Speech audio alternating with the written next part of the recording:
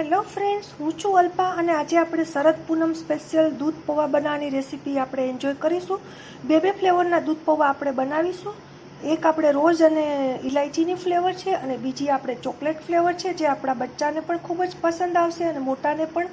તો આપણને એમ થાય દોસ્તો કે શા માટે આપણે આ દિવસે આપણે દૂધ પૌવા ખાવા જોઈએ, પણ તો એવું કહેવાય છે કે શરદ પૂનમના દિવસે જે પૂનમનો ચંદ્ર હોય છે એની 16 કળા હોય છે, એમાં એવા ગુણ હોય છે કે જે આપણે બધી જ આધિ વ્યાધિને ઉપાધિને હરી લે છે.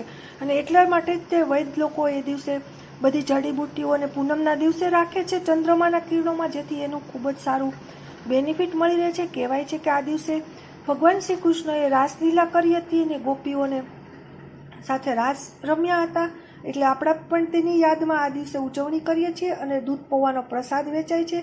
કૃષ્ણ ભગવાને પણ ગીતાએ કહ્યું છે કે હું સોમ બની અને ચંદ્ર બની બધી ઔષધિઓને પુષ્ટિ આપીશ. તો આ રીતે આપણે પણ આનું ખૂબ જ બેનિફિટ લઈએ. એવું કહેવાય છે કે શરદ પૂનમની રાતે સોયમાં દોરો પરોવીએ તો એની આંખની જ્યોતિ પણ ખૂબ જ સારી રહે છે. તો આ રીતે આવી બધી માન્યતાઓ આપણે છે અને આપણે એન્જોય કરીએ તહેવારનો. અને આ રીતે આપણે 2 ફ્લેવરના દૂધ પૌવા બનાવીએ. તો ચાલો આપણે વાર ન કરતાં ફટાફટ 2 ફ્લેવરના દૂધ પૌવા બનાવી શકીએ. એટલી બધી ઇઝી રેસીપી અને મેથડ છે કે નાના બચ્ચાથી લઈ નાની છોકરીઓ અને મોટા બધાને પણ આસાનીથી બનાવી શકે. તો ચાલો આપણે સ્ટાર્ટ કરીએ 2 ફ્લેવરના દૂધ પૌવા કેવી રીતે બનાવવા. હેલો ફ્રેન્ડ્સ, દૂધ પૌવા બનાવવા માટે આ રીતે બહુ જ ઓછા ઇન્ગ્રીડિયન્ટની જરૂર પડે છે. બધા જ ઘરમાં જ અવેલેબલ હોય છે મોસ્ટલી. એના માટે મેં અહીંયા આ રીતે અમૂલનું દૂધ લીધું છે, આ રીતે 1/2 લીટર. પૌવા લીધા છે જે વજનમાં 100 ગ્રામ જેટલા થાય છે, જે આપણે બટેકા પૌવામાં પૌવા બનાવીએ છીએ. આ એ જ પૌવા છે. અહીંયા તમે એની જગ્યાએ કસાટા પૌવા આવે છે એ પણ લઈ શકો છો, એ પણ ખૂબ જ સરસ આવે છે. અને અહીંયા મેં આ રોઝ ફ્લાવર લીધા છે અને અહીંયા તૂટી ફૂટી છે. અને અહીંયા ચોકલેટ ફ્લાવરના આપણે બનાવવા હોય તો એ 2 ફ્લેવરના આપણે અલગ અલગ બનાવીશું. તો ચોકલેટ ફ્લેવર માટે મેં અહીંયા 2 5 સ્ટાર ચોકલેટ લીધી છે. અહીંયા કાજુ લીધા છે. કાજુનો ટેસ્ટ આમાં ખૂબ જ સરસ લાગે છે એટલે એ થોડા વધારે લીધા છે. થોડા પિસ્તા લીધા છે કતરણ માટે અને ઇલાયચી લીધી છે, એનો આપણે થોડોક એનો પાવડર કરીને નાખવાનો છે. અને અહીંયા ફૂડ કલર લીધો છે 1-2 ટીપા, એ તમે નાખી શકો છો. ખૂબ જ ઓછા ઇન્ગ્રીડિયન્ટથી બની જાય છે. અને આપણે અહીંયા ટેસ્ટ પ્રમાણે ખાંડ લેવાની છે, અથવા તો તમે સાકર પણ લઈ શકો છો. તો ચાલો આપણે ફટાફટ બનાવીએ શરદ પૂનમ સ્પેશિયલ દૂધ પૌવા કેવી રીતે બનાવવાના. સૌપ્રથમ મેં અહીંયા દૂધ ઉકળવા માટે મૂકેલું છે. હવે દૂધને તપેલીમાં તળિયે ચોટી ન જાય એ રીતે, એટલે થોડુંક પાણી આપણે એડ કરવાનું છે. અને આપણે આ રીતે ચમચાથી સતત આ રીતે ચલાવ્યા કરવાનું છે. દૂધમાં 1-2 ઉભરા આવે ત્યાં સુધી આપણે ઉકાળવાનું છે. અગર તમને ઇન્સ્ટન્ટ બનાવવું હોય, દૂધ ઉકાળવાનું હોય, થોડુંક અમથું ઉકાળવું, તો તમે અહીંયા મિલ્ક પાવડરનો ઉપયોગ કરી શકો છો.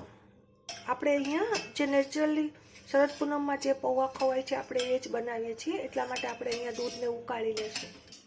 હવે દૂધ ઉકળે ત્યાં સુધી આ પૌવાને મેં એક કાણાવાળી પ્લેટમાં લઈ લીધા છે. આ રીતે નીચે કોઈ પણ વાસણ રાખેલું છે. હવે આપણે એમાં આ રીતે પાણી નાખી અને પૌવાને આપણે ધોઈ લઈશું. આપણે પૌવાને પલાળવાના નથી, ફક્ત ઉપરથી ડસ્ટ નીકળી જાય એ પૂરતા જ આપણે એને આ રીતે ધોવાના. પૌવાને આપણે 2-3 વાર પાણીથી ધોઈ લીધા છે. આ રીતે તમે જોઈ શકો છો કેટલું ડસ્ટવાળું પાણી નીકળે છે. હવે આપણે પૌવાને આ રીતે સાઈડ પર રાખી દઈશું ત્યાં સુધી આપણું આ દૂધ પણ આ રીતે ઉકળે છે. હવે અહીંયા આપણું દૂધ આ રીતે ઉકળવાની પ્રોસેસ ચાલુ છે, ત્યાં સુધીમાં આપણે બીજું કામ કરી લઈએ. અહીંયા મેં એક બાઉલમાં આ રીતે પાણી ગરમ મૂકેલું છે. સાવ પતલો છે, ફટાફટ ગરમ થઈ જશે. ત્યાર પછી મેં આ ચોકલેટ લીધી છે અને એને હું આ રીતે ટુકડા કરી નાખું છું. હવે ચોકલેટના ટુકડાને હું એક આ રીતે વાટકામાં નાખી દઉં છું. હવે આપણે જે પાણી ગરમ કરવા મૂકેલું છે એમાં હું આ ચોકલેટ નાખી દઉં છું અલગથી એક વાટકામાં રાખીને. એની જાતે જ મેલ્ટ થઈ જશે. આ બાજુ આપણે દૂધ બી ઉકળવા આવ્યું છે. આપણે 1-2 ઉભરા લેશું આ રીતે, જેથી આપણે એમાં થોડું પાણી એડ કરેલું એ પાણી બળી જાય અને આપણને સરસ એકદમ ઠીક એવા પૌવા મળે. હવે મેં અહીંયા ખાંડ એડ કરી દઉં છું. 1/2 કપ જેટલી ખાંડ લીધી છે. આ રીતે જે વજનમાં 100 ગ્રામમાં થોડીક ઓછી થાય છે આ રીતે. પછી આપણે અગર વધારે મીઠો ટેસ્ટ જોતો હશે તો આપણે એ નાખી દઈશું. આપણે દૂધને આ રીતે એકવાર પાછું હલાવી લેશું જેથી આપણી ખાંડ બરાબર મેલ્ટ થઈ જાય. અહીંયા તમે સાકર લઈ શકતા હોય તો બેસ્ટ ઓપ્શન છે. શરદ પૂનમમાં સાકરવાળા દૂધ પૌવા ખાવા માટે બહુ સારા છે. દૂધમાં એક બે ઉપર આવી ગયા છે ને ખાંડ પણ મેલ્ટ થઈ ગઈ છે. હવે આપણે એને રૂમ ટેમ્પરેચર ઉપર ઠંડુ કરવા માટે મૂકી દઈશું.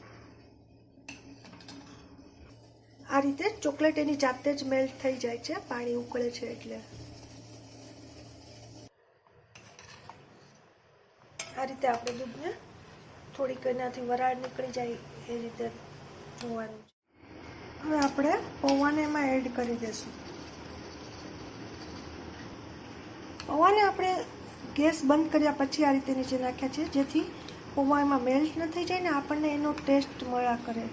તો આ રીતે બેઝ તૈયાર થઈ ગયો છે. હવે આપણે એને બે અલગ અલગ ફ્લેવર આપશું. એક ચોકલેટ ફ્લેવર ને એક આપણે રોઝવાળી ફ્લેવર આપશું, તૂટી ફૂટીવાળી.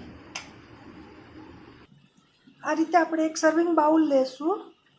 આ રીતે એક બાઉલ લીધો છે અને આ રીતે અડધા દૂધ પૌવા મેં આમાં કાઢ્યા છે અને અડધા આ રીતે સાઈડ પર.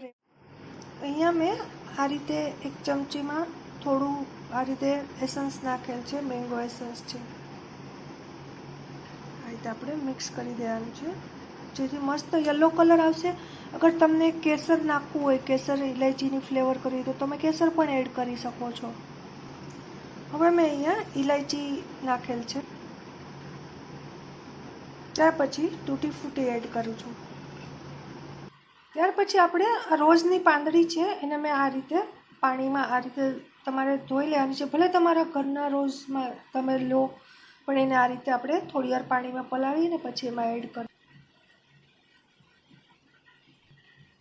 આ રીતે આપણે સરસ મિક્સ કરી લઈશું. ફ્રેન્ડ્સ, તમે જોઈ શકો છો કે સરસ મજાના દૂધ પૌવા ઇલાયચી ફ્લેવરના આ રીતે સરસ તૈયાર છે. હવે આપણે એને આ રીતે રાખી દઈશું થોડી વાર માટે. આ રીતે થોડાક પિસ્તા અને કાજુ આપણે એડ કરી દઈશું. તો ફ્રેન્ડ્સ, તૈયાર છે આપણા સરસ મજાના આ એક આપણે દૂધ પૌવા તૈયાર કર્યા છે.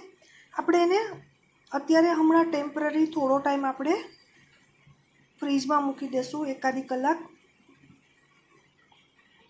હવે આપણે બીજો એક સર્વિંગ બાઉલ લઈ અને એમાં આપણે જે ચોકલેટ ફ્લેવરના દૂધ પૌવા છે એ બનાવીશું. એના માટે મેં અહીંયા જે બાકી બચેલા દૂધ પૌવા છે એમાં નાખી દઉં છું. મેલ્ટ થયેલી ચોકલેટમાં થોડું ગરમ પાણી આપણે આ રીતે હુંફાળું પાણી લેવાનું છે. બહુ ગરમ નથી લેવાનું, નહીં તો પછી પેલું થઈ જાય. હવે આ ચોકલેટને આપણે દૂધમાં નાખી દઈશું.